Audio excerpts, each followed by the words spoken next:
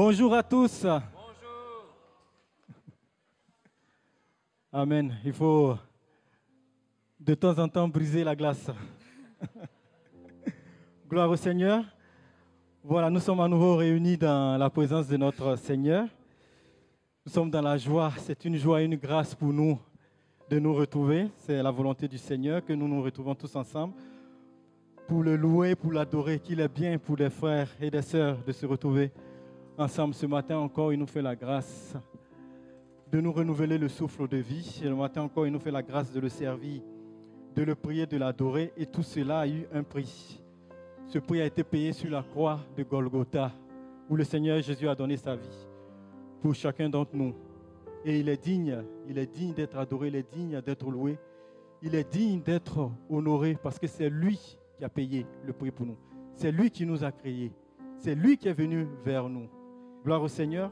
Et sentons-nous libres ce matin. Soyons dans la joie de le prier et de le louer. Le Seigneur est présent au milieu de nous.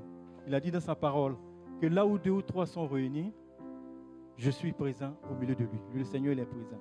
Alors sentons-nous libres de nous réjouir dans la présence de Dieu.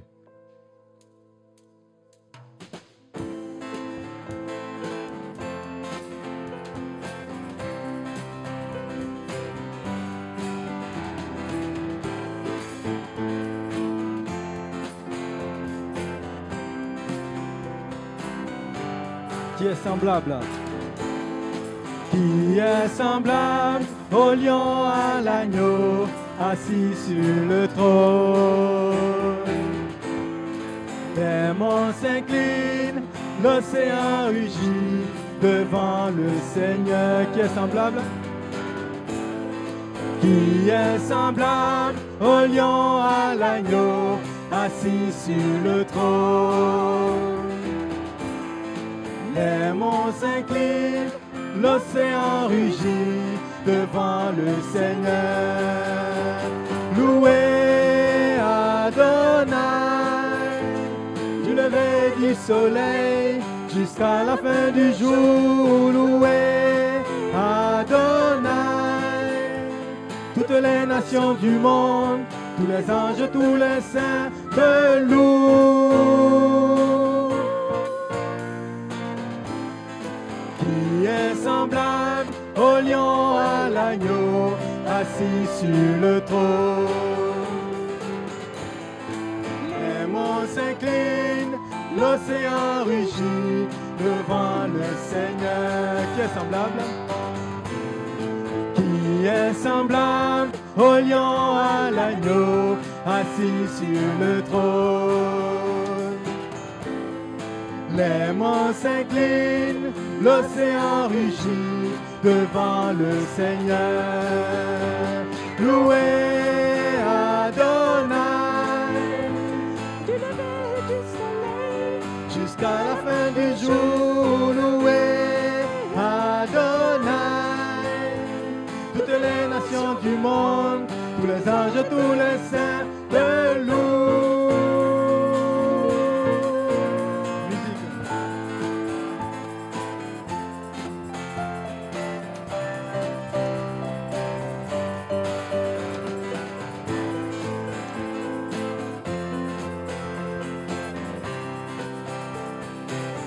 Qui est semblable? Qui est semblable au lion à l'agneau, assis sur le trône? Les monts s'inclinent, l'océan rugit. Louez Adonai, du lever du soleil jusqu'à son coucher. Louez Adonai, du lever du soleil jusqu'à la fin du jour. Louez Adonai, toutes les nations du monde, louez Adonai, que la voix. Louez Adonai, que la voix. Du lever du soleil jusqu'à la fin du jour. Louez Adonai, toutes les nations du monde, tous les anges, tous les saints te louent.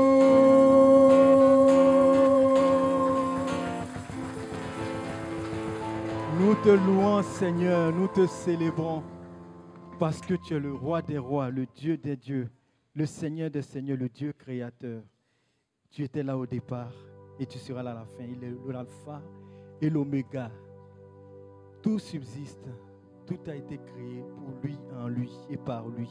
Tout subsiste par sa parole. Lorsque Dieu parle, il crée. Sa parole dit qu'il a créé toutes choses à partir de rien. Ex nihilo. Rien. Dans le monde, il y a des scientifiques.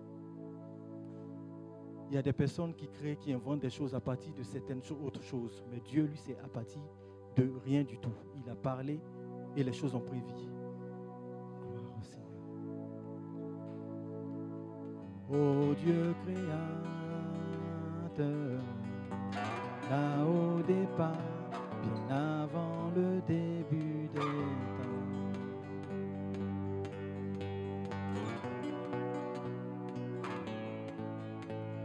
Sans point de repère, au son de ta voix, les ténèbres vinrent lumière.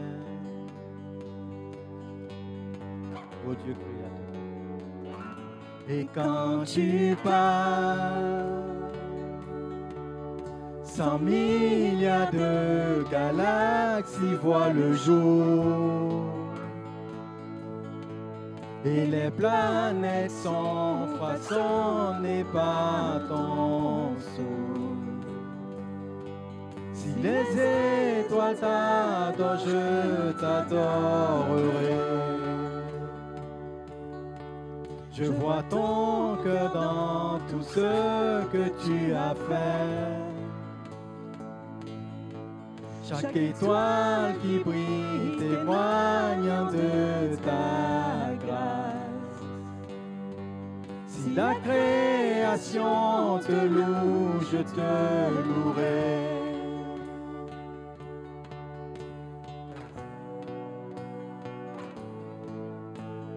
Ô Dieu de promesses, ta parole est vraie. Aucun mot n'est vide ou futile.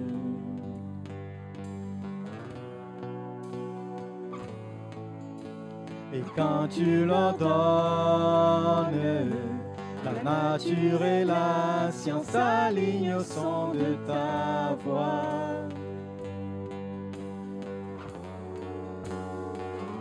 Et quand tu parles, 100 milliards de créatures prennent vie. En l'évolution vers tout ce que tu dis. Si elle parle de ta nature, j'en parlerai. Je vois ton cœur dans tout ce que tu as dit.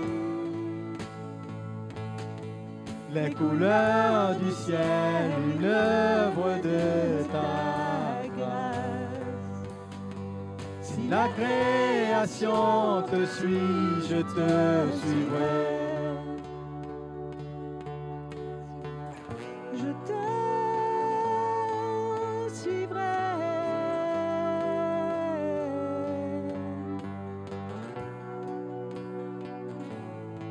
Si les étoiles t'adorent, je t'adorerai. Si les montagnes s'inclinent, je m'inclinerai. Et si les mers t'exaltent, je t'exalterai. Car si tout sur terre existe pour te louer, je te louerai. Si les vents suivent ta direction, je suivrai. Si les pierres silencieux chantent, je chanterai. Si la somme de nos louanges semble infinie, alors nous chanterons encore et encore. Oh, oh, oh,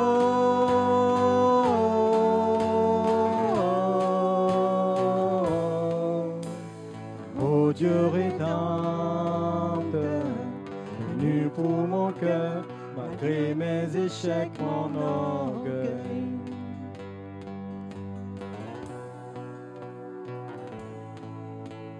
Sur cette colline, la lumière du monde est laissée à l'obscurité.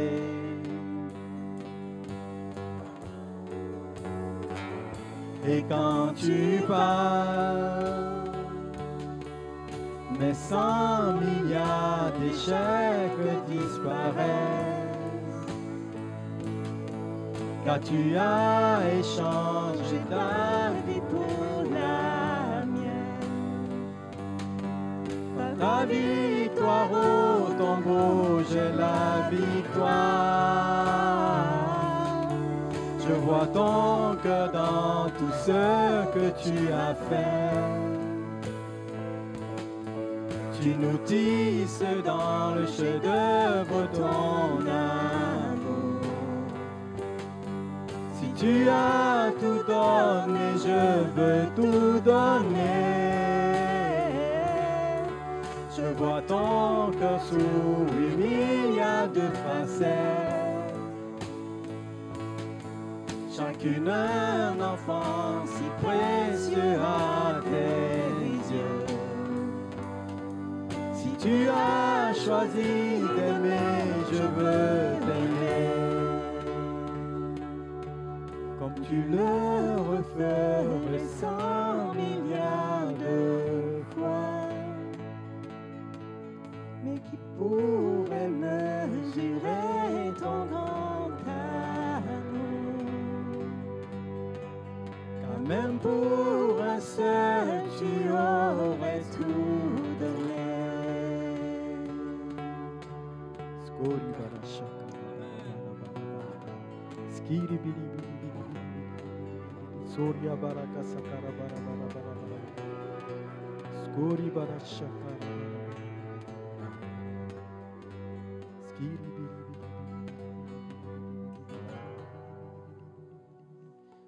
skori bara shaka. Béni sois-tu, Seigneur. Gloire à toi. Skori bara shaka.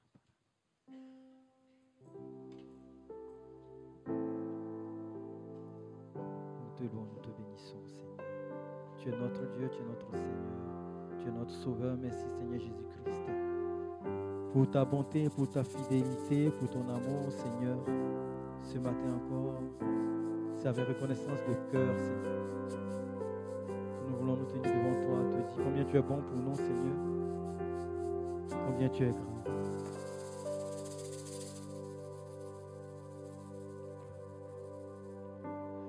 Quand je sonde l'univers, les astres que tu as créés, les océans, les mers, tout me révèle ta majesté. Alors mon âme veut s'écrier de tout mon cœur, je veux chanter. Oh Dieu, tu es infiniment grand, éternel puissant, roi majestueux. Oh Dieu, tu es infiniment grand, éternel puissant, roi majestueux.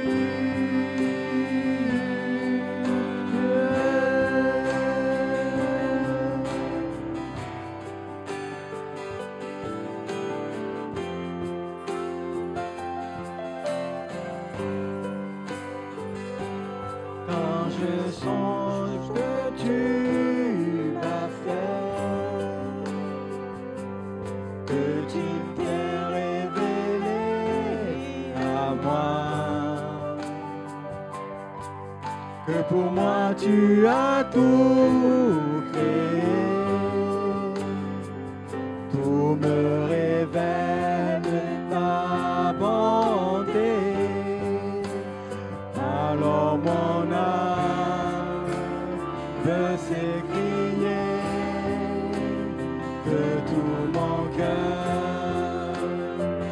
Alors mon âme, alors mon âme, alors mon âme veut s'écrier de tout mon cœur. Je veux chanter, oh Dieu, tu es infiniment grand, éternel puissant.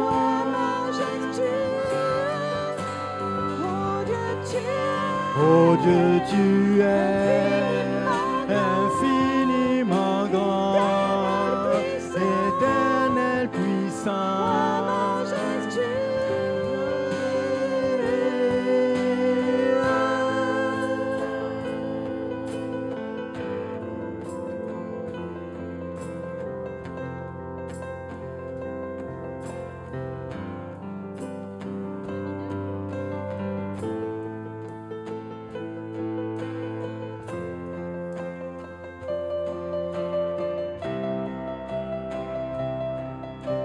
Tous ensemble.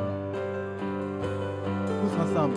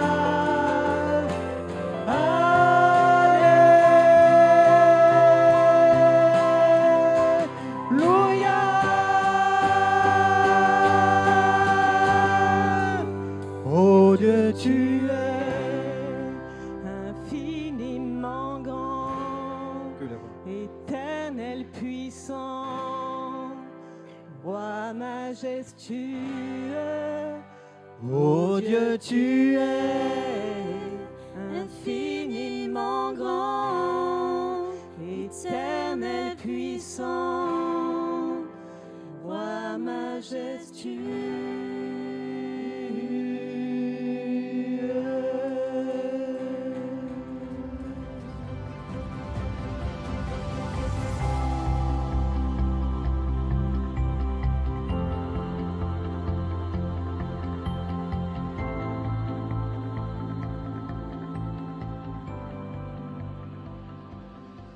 Bienvenue à tous. J'aimerais parler sur les accélérations divines dans 1 Roi, chapitre 18, verset 41.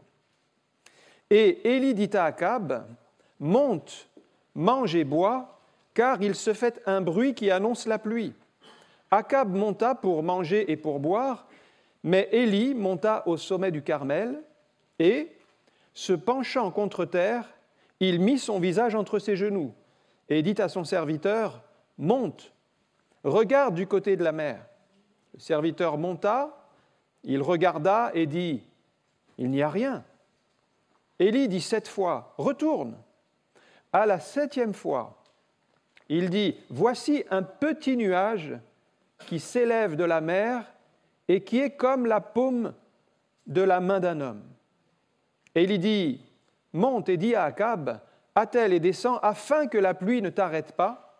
En peu d'instants, le ciel s'obscurcit par les nuages, le vent s'établit et il y eut une forte pluie. Akab monta sur son char et partit pour Jizréel, et la main de l'Éternel fut sur Élie, qui se saignit les reins et courut devant Akab jusqu'à l'entrée de Jizréel. Amen. Il y a des moments dans la vie où les choses semblent être bloquées, où nous n'avançons pas, où les portes sont fermées, où les opportunités que nous espérions n'ont pas abouti. Et on a l'impression de tourner en rond, d'être dans une situation sans issue. On a l'impression qu'on frappe à des portes et qu'elles restent fermées. On n'a pas l'évolution qu'on espérait dans notre carrière. Les choses donc sont comme bloquées. Et cela peut durer 1 mois, 2 mois, voire des années. Et sans que les choses évoluent. Mais ce matin, nous allons voir comment Dieu peut, du jour au lendemain, changer des situations en accélérant des processus. Regardez 2 Pierre chapitre 3, verset 8. Comment Dieu intervient dans le temps d'une manière miraculeuse. Mais il est une chose, bien-aimée, dit la parole, que vous ne devez pas ignorer, c'est que devant le Seigneur, un jour est comme 1000 ans, et 1000 ans sont comme un jour. Donc pour Dieu, déjà, ce qu'on peut dire, c'est que le temps, ce n'est pas un problème. Et que ce qui pour nous semble durer un temps infini, où on dira on n'y arrivera jamais, ça va être trop long, mais Dieu peut, en un seul jour, réaliser ce qu'il faudrait 1000 ans pour accomplir. Donc une très longue durée. Dieu a créé le temps en même temps que l'univers. C'est ce qu'on appelle l'espace-temps. C'est la fameuse découverte d'Albert Einstein en 1905. Il a découvert la relativité du temps, c'est-à-dire que le temps ne passe pas à la même vitesse partout dans l'univers. Mais c'était déjà écrit dans la parole de Dieu parce que pour le Seigneur, un jour est comme 1000 ans et 1000 ans sont comme un jour. Donc le temps est relatif. Le temps n'est pas le même pour tout le monde. Et Dieu est tellement puissant qu'il peut le faire en 1 seconde, ce qu'il faudrait des années pour accomplir. Regardez quand Jésus a transformé de l'eau en vin. C'était à Cana. Il n'y avait plus de vin. Ils ont appelé Jésus pour dire « Nous n'avons plus de vin, que pouvons-nous faire ?» Jésus a dit « Remplissez d'eau ces jarres. » Il y avait 6 jarres. Une jarre, ça faisait 100 litres. Donc 6 jarres, ça faisait 600 litres. On a des experts en mathématiques. 600 litres d'eau, 600 litres d'eau, mais ça ne fait pas du vin. Sauf que Jésus a dit, prenez de l'eau de ces jarres et allez en porter à l'ordonnateur du repas. Et quand l'ordonnateur du repas a goûté, en fait, cette eau qui venait des jarres, elle s'était transformée en vin. Et il dit, mais c'est un vin tellement excellent, pourquoi l'as-tu gardé jusqu'à maintenant, alors qu'habituellement, on met le meilleur vin au début, et puis on met le moins bon quand les gens ont déjà bu, comme ça, ils sont un peu sous l'ivresse. Eh bien, le meilleur vin a été produit donc en quelques instants. Combien de temps a-t-il fallu au Seigneur pour produire un Saint-Émilion ? 1 seconde.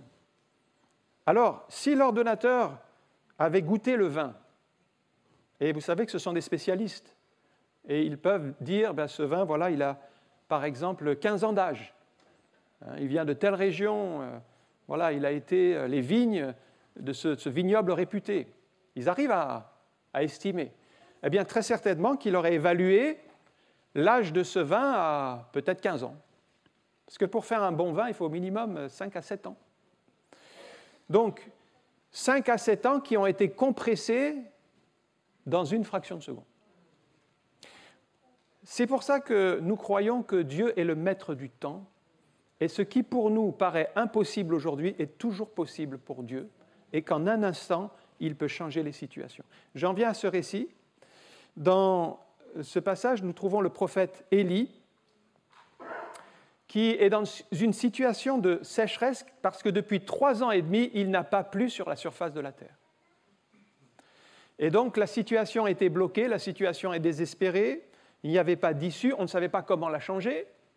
Les gens se plaignaient de la situation, évidemment, vous n'avez pas d'eau, vous ne savez pas comment vous allez survivre. Et Élie est un homme de foi, et lui, il y a 3 choses qu'il va faire, et nous les voyons dans ce texte. La première, c'est qu'il va développer une autre audition. Il y a un contraste entre Élie, qui est l'homme de Dieu qui prie et qui cherche Dieu, et le roi Akab, qui est un homme attaché aux choses de la terre. Celui qui prie va entendre les sons de Dieu. Dans Ésaïe chapitre 50, verset 4, la Bible dit « Chaque matin, Dieu, il éveille chaque matin mon oreille pour que j'écoute comme écoutent des disciples. » Alors ça veut dire quoi? Ça veut dire qu'il y a des sons de Dieu que nous n'entendons pas forcément, mais que Élie, dans son temps de prière, il dit « J'entends un bruit qui annonce la pluie ». Donc il entend les sons qui ne sont pas de ce monde, mais qui sont spirituels. Et nous savons qu'il existe déjà des sons dans ce monde que nous n'entendons pas tous. Par exemple, certains animaux, comme les dauphins, ont une amplitude pour entendre beaucoup plus élevée que la nôtre. Ils entendent des sons entre 20 et 200 000 Hertz, tandis que nous, c'est entre 20 et environ 20 000. Donc, beaucoup plus, c'est-à-dire qu'ils entendent les ultrasons. Donc nous savons qu'il existe des sons là qui circulent même actuellement que nous n'entendons pas parce qu'ils sont au-delà de notre capacité. Mais il y a aussi des sons qui sont des infrasons. Par exemple, les éléphants sont capables d'entendre des sons bien en dessous de 20 Hz, entre 0 et 20 Hz. Il y a aussi des sons très très graves que nous n'entendons pas non plus. Donc les éléphants et les dauphins, si on les met ensemble, ils ont une amplitude énorme. Et ils entendent beaucoup de sons. Mais si je lis la parole de Dieu, je me rends compte que Paul, qui est un homme comme nous, un être humain, donc avec son ouïe limitée, la Bible dit qu'il s'est retrouvé dans la présence de Dieu et qu'il a entendu des sons qui se passent au ciel. Mais pour entendre les sons qui se passent au ciel, ce n'est pas avec cette oreille-là. Il faut que Dieu nous ouvre l'oreille du cœur, de l'âme, pour entendre les sons de Dieu. Et ces sons existent, alors nous n'y avons pas accès naturellement, mais si Dieu nous ouvre l'oreille, nous allons entendre les sons de Dieu et nous allons commencer à entendre le Seigneur nous parler. Élie donc développe une autre audition, c'est la première chose. Il commence à entendre des sons que les autres n'entendent pas. Deuxièmement, il commence à développer une autre vision. Comment il développe une autre vision? En priant.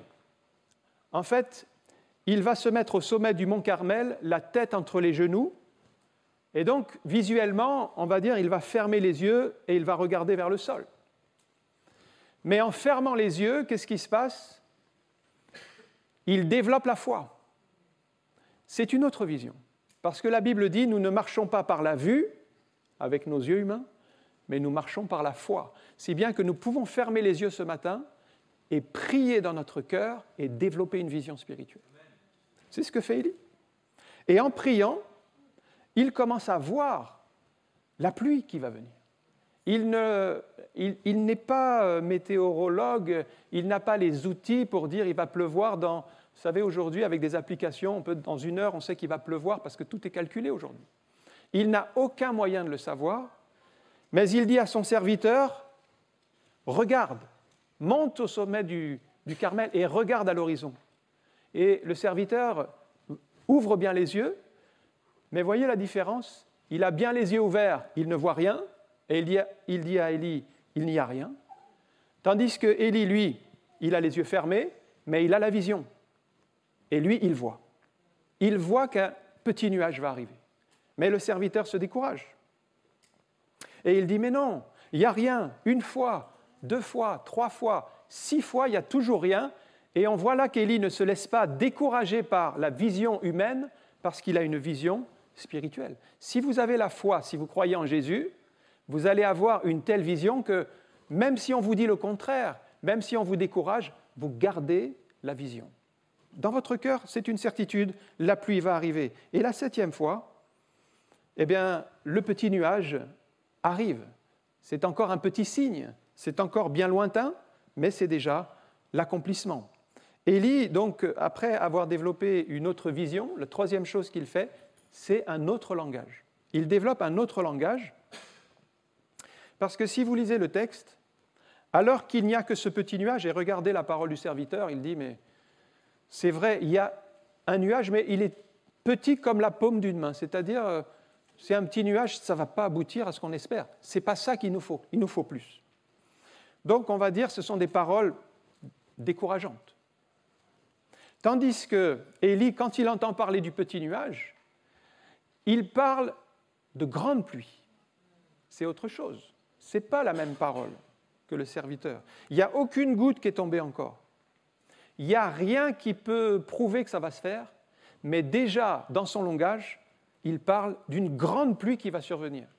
Pourquoi ? Parce qu'il a une vision qu'il a développée dans son cœur, et parce que cela a affecté ses paroles. Et plus vous allez être proche de Dieu, en fait, plus vous allez développer votre foi, et ensuite, votre langage va changer. Et vous allez commencer à parler les paroles de Dieu, comme Élie, qui s'est mis à parler selon la volonté de Dieu. Alors vous ne serez peut-être pas nombreux, parce que quand on regarde la Bible, quand Moïse a envoyé 12 espions pour espionner le pays afin de savoir si on pouvait le conquérir, il y en a 10 qui ont dit « on n'y arrivera jamais, c'est un peuple de géants, il y a des villes fortifiées, ce n'est pas possible ». Le discours donc négatif, décourageant. Mais par contre, il y en a 2 qui avaient la vision et qui disent à Moïse « mais oui, c'est vrai, il y a un peuple fort, il y a des villes fortifiées, mais on a une parole de Dieu. Montons et nous serons vainqueurs. » Et donc, ils ont des paroles encourageantes. Mais vous avez remarqué qu'ils sont moins nombreux que ceux qui avaient des paroles de découragement. Et finalement, c'est le découragement qui a prévalu et le peuple a dû errer 40 ans dans le désert à cause de leur désobéissance, car ils n'ont pas voulu monter. Et pourtant, il y en avait 2 qui avaient raison, Josué et Caleb, parce qu'ils avaient développé une autre vision et un autre langage. Élie, enfin, reconnaît dans ce petit signe insignifiant, c'est-à-dire ce petit nuage, il reconnaît déjà la main de Dieu. Regardez 1 Roi, chapitre 18, verset 45, c'est le verset que je voulais souligner. En peu d'instants. Donc, il y a eu ce petit nuage très lointain, mais ce n'est pas un problème pour Dieu. En peu d'instants, le ciel s'obscurcit par les nuages, le vent s'établit et il y eut une forte pluie. Akab monta sur son char et partit pour Jezreel. Ça veut dire quoi ? Ça veut dire que sur le plan naturel, il aurait peut-être fallu des heures ou des semaines pour que les choses prennent place, mais sur le plan spirituel, en peu d'instants, les choses se sont installées. Voilà comment Dieu agit. Il accélère les processus qui mettraient des heures ou des mois à s'établir. Et peut-être c'est votre situation, vous êtes dans une situation bloquée, même financièrement, il n'y a pas d'issue, vous ne voyez pas la fin, vous êtes endetté, vous ne savez pas comment vous en sortir, mais vous pouvez continuer à prier, le petit nuage, vous allez le voir, mais ce petit nuage est déjà un signe annonciateur, en peu d'instants, les choses peuvent changer. Et frères et sœurs, ne tombez pas dans le piège. Ce n'est pas parce que vous ne voyez rien, là aujourd'hui, la situation est toujours la même, qu'il ne se passe rien. Parce que les choses agissent, les choses se mettent en place. Dieu agit dans le secret alors que nous ne le voyons pas. Il y a un élément dans la nature qui nous parle, c'est le bambou chinois. Le bambou chinois, c'est une plante très particulière parce que si vous semez une pousse de bambou en terre, en fait, il ne se passe rien. Vous ne voyez rien à la surface. Vous l'arrosez, vous en prenez soin, mais il ne se passe rien. En tout cas, avec vos yeux, vous ne voyez rien. Mais sous la terre, il est en train de développer des racines. 1 année passe, 2 années passent, vous l'arrosez, vous en prenez soin, il ne se passe rien. Il va se passer 5 ans. Alors vous pourriez être découragé en disant « mais ça ne sert à rien, je m'occupe d'une plante morte, elle ne pousse pas ».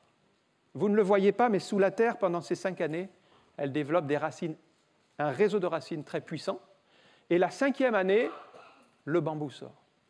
Et là, en seulement 6 semaines, il atteint la taille de 30 mètres. D'ailleurs, c'est la plante qui pousse le plus rapidement, jusqu'à 1 mètre par jour. C'est donc une accélération qui se produit à un moment donné, et ces éléments qui existent dans la nature nous parlent aussi de la manière dont Dieu procède, qu'il y a des phases dans la vie où les choses semblent stagner, mais tout d'un coup, quand Dieu prend le contrôle, les choses s'accélèrent et prennent une autre tournure. Je vous donne un autre exemple dans le Nouveau Testament, celui de Paul et de Silas lorsqu'ils arrivent dans la ville de Philippe. Et dans cette ville, il y a des grandes bénédictions puisque lorsqu'ils prêchent la parole de Dieu, il y a une femme qui était marchande de pourpre, qui s'appelait Lydie, qui s'est convertie. Il y a une femme qui était possédée d'un esprit de python, c'est-à-dire un esprit de divination, qui se convertit, qui se donne au Seigneur. Elle est changée, elle est délivrée. Et puis, à cause de l'Évangile, ils sont frappés, on leur arrache les vêtements, on les jette en prison. Ce n'est pas normal, ce n'est pas juste. Mais ils sont là en prison et ils sont maltraités à cause de l'Évangile. Alors, c'est facile de bénir le Seigneur et de l'adorer quand tout va bien. Mais quand vous êtes malmené, quand vous êtes critiqué, quand vous êtes jugé, quand on vous persécute, est-ce que nous allons avoir la même attitude?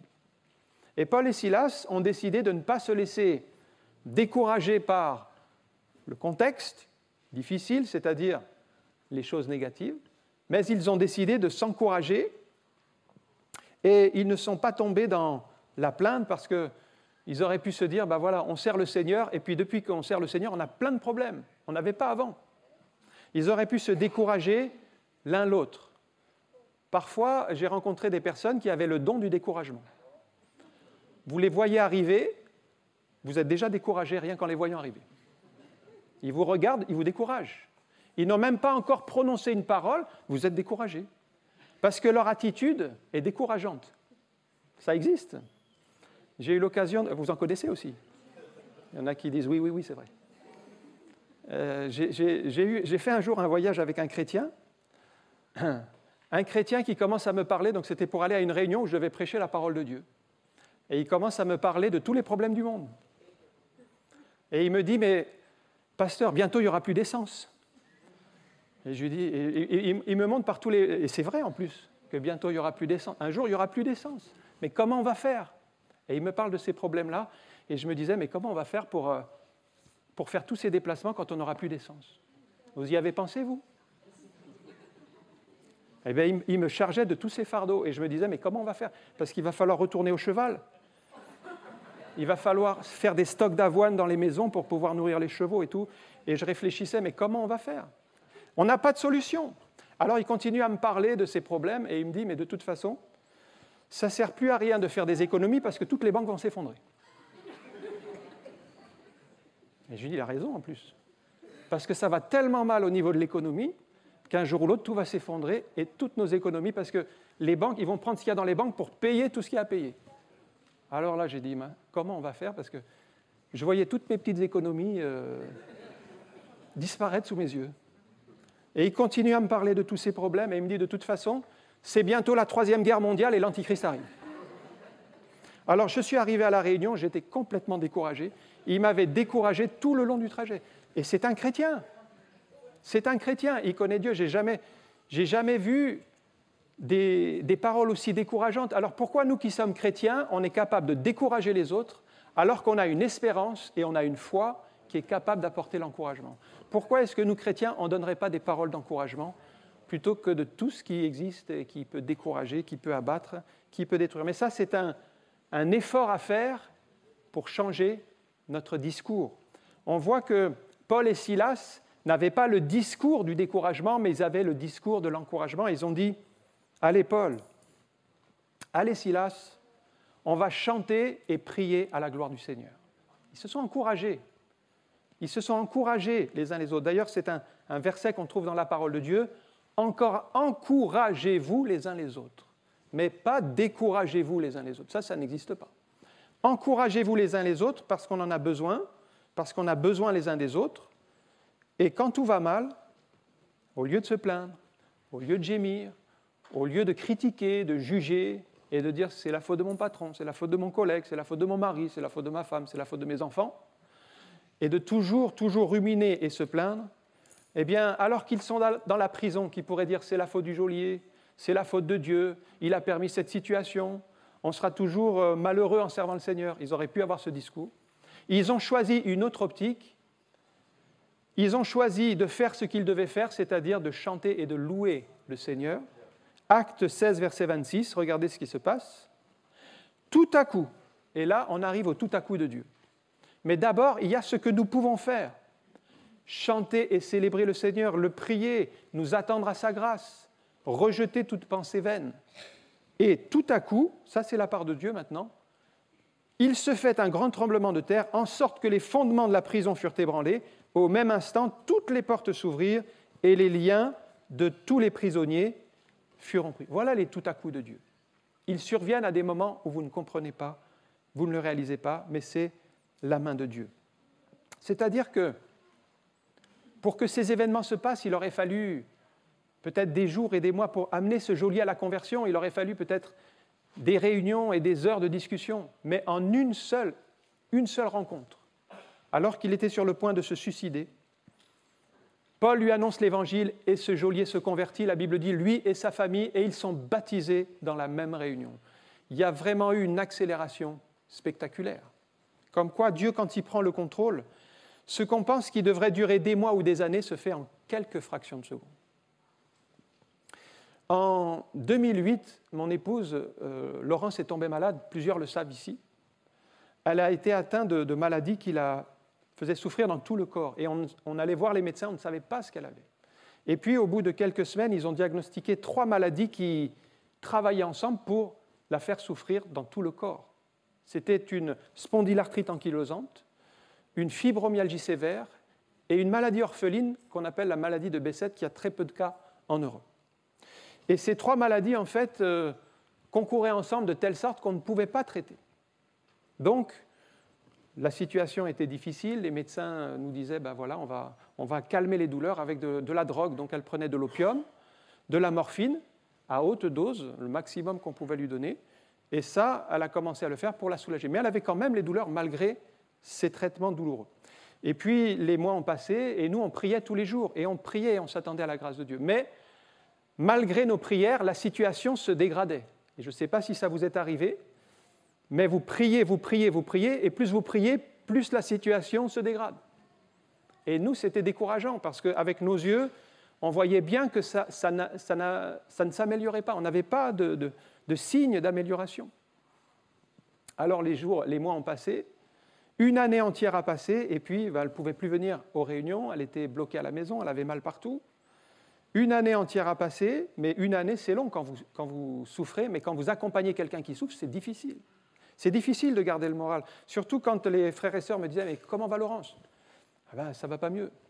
Et puis, ils vous le demandent une fois le dimanche, mais pas une seule fois, parce qu'il y en a 100 ou 120 qui vous posent la même question. Et puis après, c'est le mardi soir, et puis c'est toutes les réunions. Et puis, tout le temps, quand vous ne donnez pas de bonnes nouvelles, c'est décourageant. Donc, j'étais découragé moi-même. À chaque fois que je m'entendais parler des nouvelles que je donnais de mon épouse, j'étais découragé. Et donc, ça a duré 2 années entières. 2 années entières pendant lesquelles les choses n'avançaient pas, on était bloqués, on n'avait pas de perspective. Et puis, au bout de 2 ans, le Seigneur nous a mis à cœur de prier, de le louer pour la guérison. Et quand on a eu cette pensée, on s'est dit « Merci Seigneur, Dieu va la guérir ». Et on pensait que ça serait dans la semaine, là, ou le jour même. Sauf qu'une journée passe, 2 jours, une semaine, et on disait « Merci Seigneur pour la guérison, tu nous as promis, on le croit ». Et pourtant, il n'y avait rien. Il n'y avait pas de guérison, il n'y avait pas d'amélioration, il n'y avait pas d'avancée particulière. On a fait ça une semaine, on a fait ça 1 mois, on a fait ça 6 mois, sans avancée particulière. On louait tous les jours, merci Seigneur pour la guérison. J'avais l'impression d'être un peu désaxé. Entre ce que je voyais et ce que je disais, c'était complètement différent. Mais j'ai continué à le faire dans la foi. On l'a continué avec Laurence pendant 1 année entière. Et au bout d'1 année entière, alors que personne ne priait particulièrement pour elle à ce moment-là, le Seigneur est intervenu, mais du jour au lendemain, et l'a complètement guérie. Alléluia. Que Dieu soit béni. Comment expliquer ceci ? C'est une accélération divine. C'est quelque chose qu'on ne peut pas produire. C'est quelque chose qu'il aurait fallu des mois et des mois pour arriver, parce que le jour même où elle était guérie, elle était complètement guérie. Je veux dire qu'elle pouvait faire tout ce qu'elle ne pouvait pas faire avant, et le dimanche même, elle est venue au culte, le dimanche suivant, mais comme si elle n'avait jamais été malade, tellement la guérison était parfaite. C'est une guérison instantanée, ça a été une guérison accélérée, et ça a été si parfait que même la drogue qu'elle prenait, que normalement il faut la descendre progressivement, eh ben, elle n'a pas eu besoin de sevrage. On avait fait un test à un moment donné parce que la morphine et l'opium, au bout d'un moment, ça abîme les reins. Et donc les médecins avaient voulu descendre les doses très progressivement, et déjà elle était en manque. Déjà elle tremblait, déjà elle souffrait de ce manque de médicaments. Et bien là, du jour au lendemain, elle a pu arrêter sans ressentir aucun manque, sans avoir besoin de sevrage, ce qui n'est pas possible médicalement, mais qui a été permis par Dieu d'une manière miraculeuse. Un autre exemple, c'est celui de Moïse.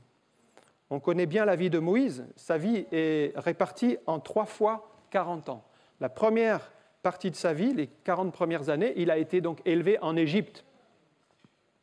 Comme il était comme fils du Pharaon. La fille de Pharaon l'avait adopté. Il était là dans la cour. Il a été élevé dans toute la sagesse des Égyptiens. Mais un jour, il a vu un Israélite être maltraité.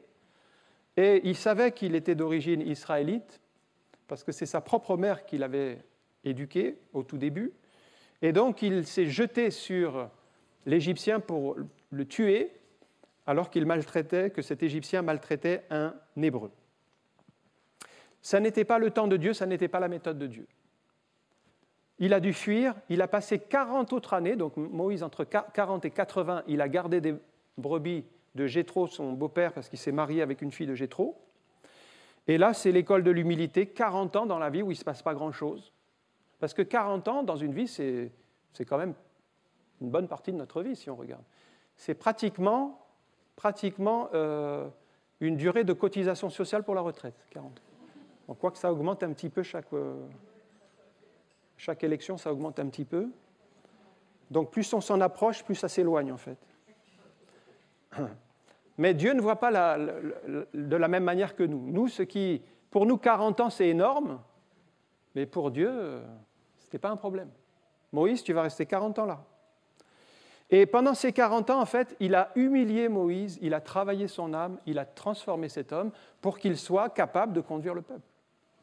Mais on dirait, nous, 40 ans, il vaut mieux utiliser un homme quand il a 40 ans que quand il a 80 ans. Mais pour Dieu, ce n'est pas un problème. Il a fait le choix inverse. Et il a utilisé le temps. Quand un potier réalise un vase d'argile, il commence par donner à l'argile une forme. Et quand il est satisfait de son ouvrage, il va laisser l'argile reposer pendant 15 jours avant de le mettre au four. Pourquoi ? Parce que l'air qui est contenu dans l'argile doit s'évaporer naturellement, et ça met une quinzaine de jours.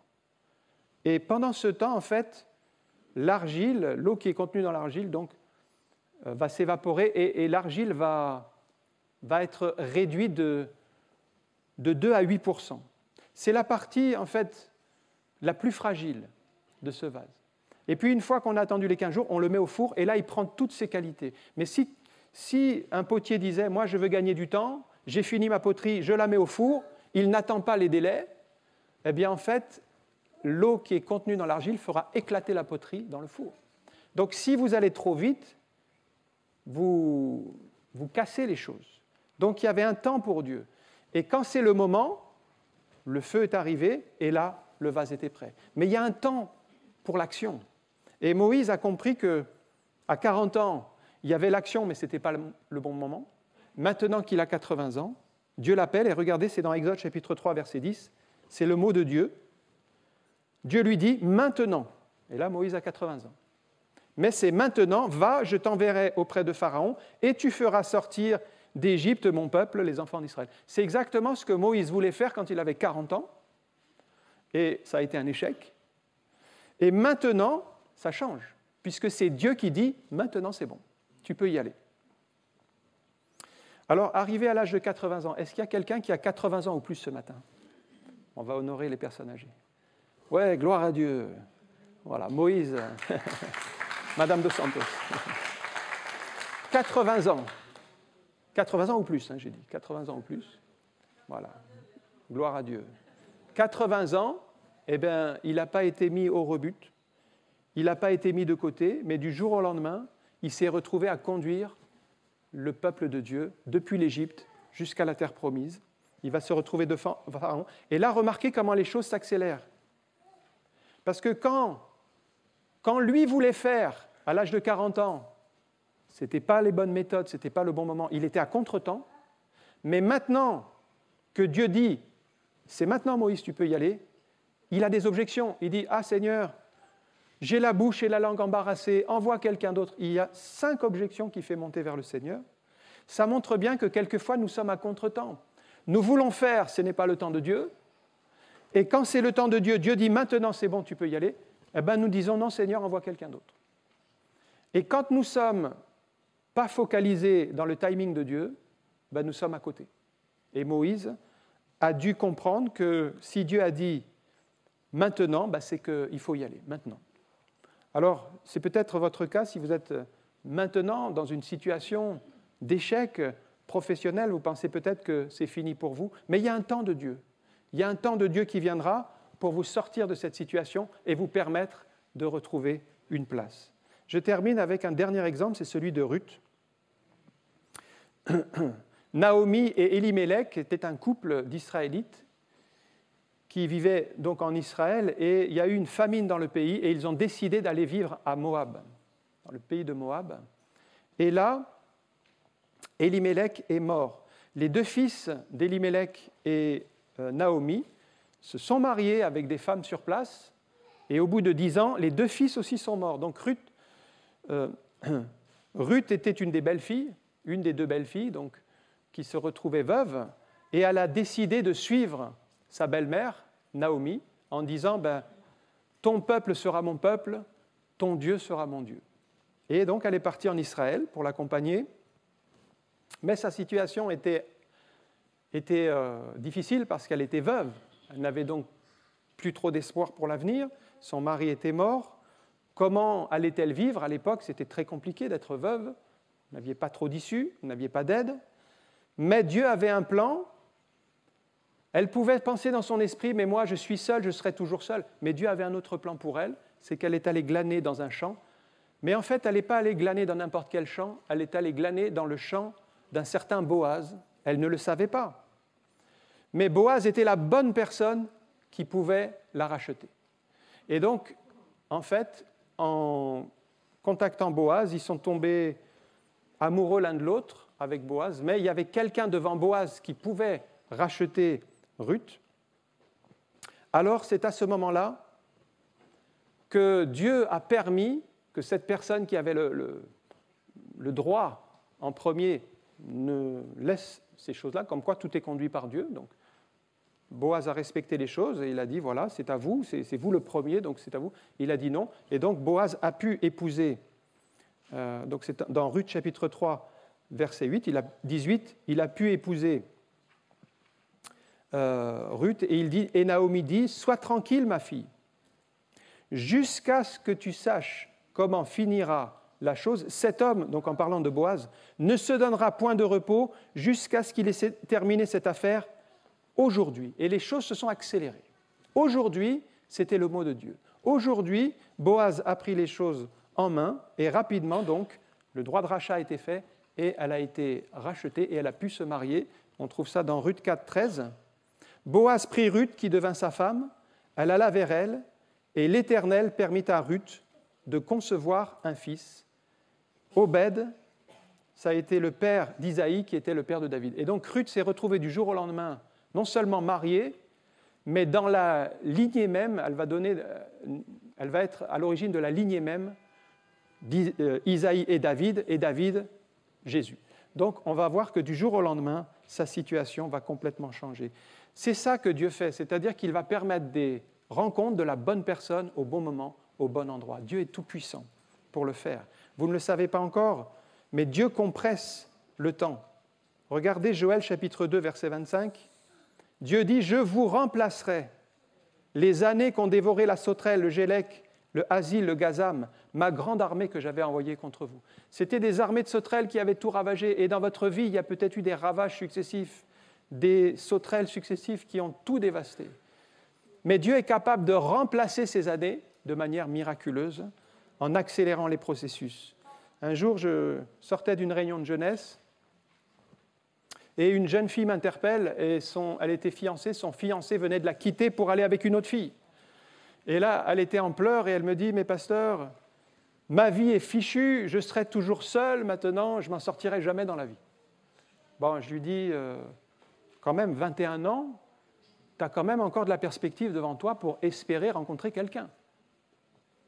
Et en lui donnant quelques paroles d'encouragement, finalement, on s'est rendu compte que ce n'était pas la bonne personne avec qui elle espérait se fiancer, parce qu'il a très mal tourné par la suite, mais que quelque temps après, elle a rencontré la bonne personne avec qui elle s'est mariée. Aujourd'hui, elle est mariée, elle a des enfants, mais il ne fallait pas qu'elle soit avec la première. Donc, quelquefois, on a des séparations, on a des drames qu'on considère, c'est fichu, maintenant je ne m'en sortirai jamais, je serai toujours seul. Mais en fait, ce sont des choses qui sont permises par Dieu pour nous permettre d'être avec la bonne personne. Parce que si cette fille avait persévéré avec le premier, ça n'aurait pas collé, ça n'aurait pas fonctionné, parce que ce n'était pas la volonté de Dieu. Donc, il faut vraiment prier pour que Dieu nous permette de saisir vraiment sa volonté et son plan. On va prier quelques instants et je vais inviter notre sœur pianiste à venir, Delphine, pour prendre ce chant en son temps. Je ne sais pas dans quelle situation vous êtes venu ce matin, mais peut-être vous êtes dans une situation bloquée, vous n'arrivez pas à avancer, il n'y a pas devant vous d'issue. Peut-être c'est la maladie qui vous a frappé et les médecins vous ont dit, voilà, c'est fini pour vous, vous serez toujours comme ça, vous êtes condamné par la médecine. Peut-être c'est un échec professionnel, vous ne savez pas comment rebondir, vous n'avez pas devant vous de perspective. Peut-être vous êtes seul dans la vie et vous dites, je serai toujours seul, personne ne voudra de moi. Mais comme Élie, en peu d'instants, la situation bloquée peut se débloquer. Comme pour Paul et Silas, alors que nous louons le Seigneur, tout à coup les chaînes peuvent tomber, les portes de la prison peuvent s'ouvrir. Comme pour Moïse, alors que les années ont passé, qu'il semble que les choses sont terminées, eh bien maintenant, Dieu dit maintenant c'est le jour du départ, c'est le temps pour toi de te lever et de rentrer dans la perspective de Dieu. Comme pour Ruth, alors qu'elle est veuve, alors qu'elle n'a plus d'espoir devant elle, aujourd'hui, vous serez conduits vers la bonne personne au bon endroit. C'est Dieu qui le permet, c'est le temps de Dieu. Le temps de Dieu, je dirais que pour le temps de Dieu, vous ne pouvez jamais dire « il est trop tard pour moi ». Si c'est le temps de Dieu, c'est qu'il y aura un temps, un jour J, et ça sera la bonne heure, ça sera le bon moment. Il y a un temps que Dieu a prévu. Les changes peuvent changer du jour au lendemain d'un seul mot de Dieu. Et j'aimerais prier pour vous. Merci Seigneur pour ta parole qui nous montre que tu ne dépends ni du temps ni des circonstances, mais ce qui nous semble impossible est toujours possible pour toi. Ce qui nous semble si long, si inatteignable, si élevé, si difficile, eh bien Seigneur, tu peux le réaliser en une fraction de seconde. Ce matin, nous croyons que tu peux étendre ta main pour guérir, que tu peux sauver quelqu'un qui est perdu, que tu peux délivrer quelqu'un qui est enchaîné. Seigneur, tu n'es ni limité par le temps ni par les circonstances, mais nous voulons invoquer ton nom. La Bible dit « Invoque-moi et je te répondrai ». Quiconque invoquera le nom du Seigneur sera sauvé.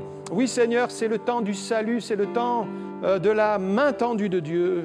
Alors que nous sommes en prière, là devant le Seigneur, eh bien tournons-nous vers lui dans la foi et attendons-nous à son action. Dans le nom de Jésus. Amen.